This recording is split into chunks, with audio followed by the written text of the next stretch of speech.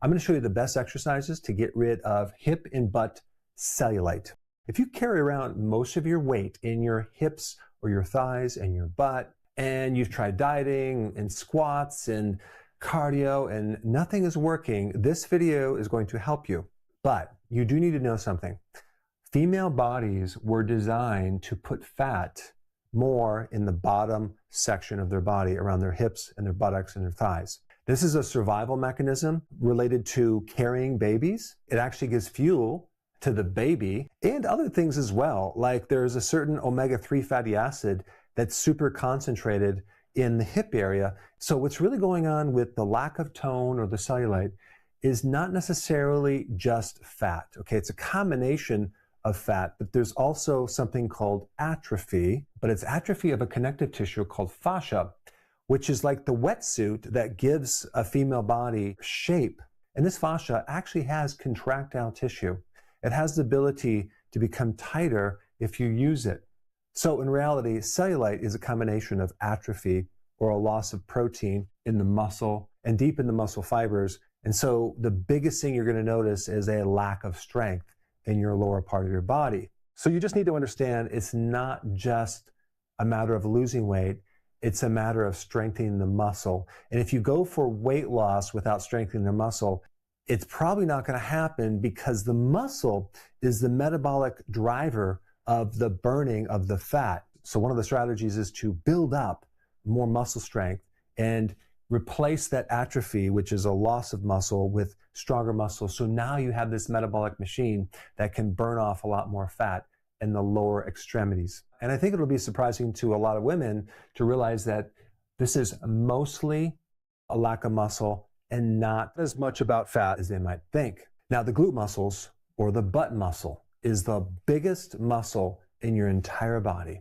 They're the muscle that is the foundation that literally holds your entire upper body erect. And this is why the #1 killer for the glutes, the butt muscle, is sitting, because that inactivates that glute muscle. But we're not even talking about one glute muscle, but you actually have 3 glute muscles. You have one that's deeper, you have a big one, and you have one on the side. And the exercise I'm going to show you involves targeting all 3 of those glute muscles. The glute muscles are just one part of an entire chain.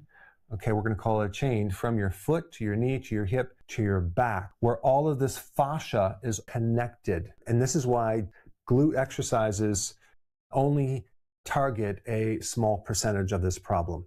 So we're going to build up these muscles. And what you're probably going to notice is initially not much weight loss. Initially, you should be focusing on your strength, because that's the first thing that's going to come back. Because think about what atrophy is. You're missing muscle. Muscle is actually heavier by volume than fat.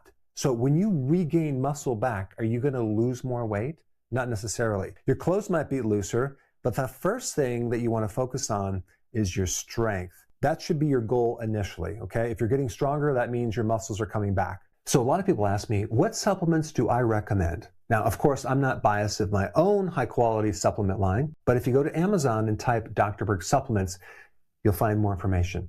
And of course, one of the best ways to identify if you have atrophy is just when you're sitting in a chair and you just get off that chair and you stand up. If you have difficulty with that, we know that you have atrophy. But the amount of sitting people do over the years not only causes atrophy, but it really stops the ability to activate the glutes. So this is why doing squats is not enough. And I'm going to show you the exercises to activate that muscle and really get it to change. Arnold Schwarzenegger, when he would work out, he would also use a lot of mental focus, deliberate mental focus on the muscle, visualizing a muscle improving when he worked out. Now, at first you might think, that's not going to really do anything. Well, there happens to be a study that shows that when you visually have intention and deliberately do a motion to create an effect and you focus on that, you will see significant improvements. So that's another thing I want you to do when you do these exercises. Visually picture in your mind your hips and your buttocks getting toned, getting stronger, and envision the end results of what you want it to look like. One key thing I want to mention before we get into the exercises is this is very, very important. If you're consuming higher amounts of carbohydrates, it's going to be very difficult to see changes because too much insulin from too many carbohydrates prevents the rebuilding of muscle. It keeps the inflammation high and it keeps the fat marbleized through your midsection. So you absolutely positively need to go on a low carb diet and do intermittent fasting.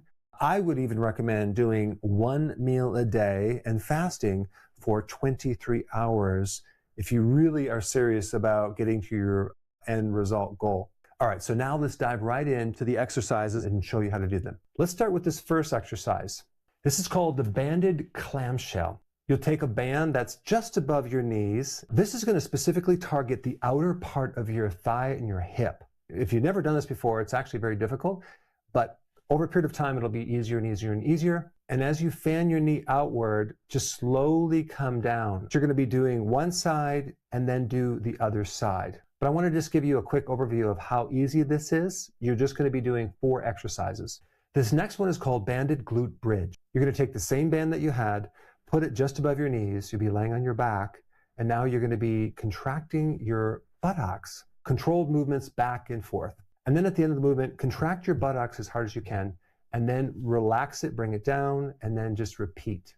And the third exercise is called Lateral Band Walk. You're going to walk 4 to 5 steps to your right side with slow and controlled motions, and then 4 or 5 steps to the left side, and you go back and forth and back and forth. This exercise is really going to create toning in the outside of your thighs and the outside of your buttocks. In this last exercise called deep squat with side shift, you're simply going to be squatting with your elbows between your knees, and then you're going to be squatting, shifting to the left and to the right, slowly back and forth. Because you're in a squatting position, you're activating all sorts of muscles. It's also good for lower back pain and also to activate muscles that you probably haven't worked in a very long time. So a lot of people ask me, what supplements do I recommend? Now, of course, I'm not biased of my own high-quality supplement line, but if you go to Amazon and type Dr. Berg supplements, you'll find more information.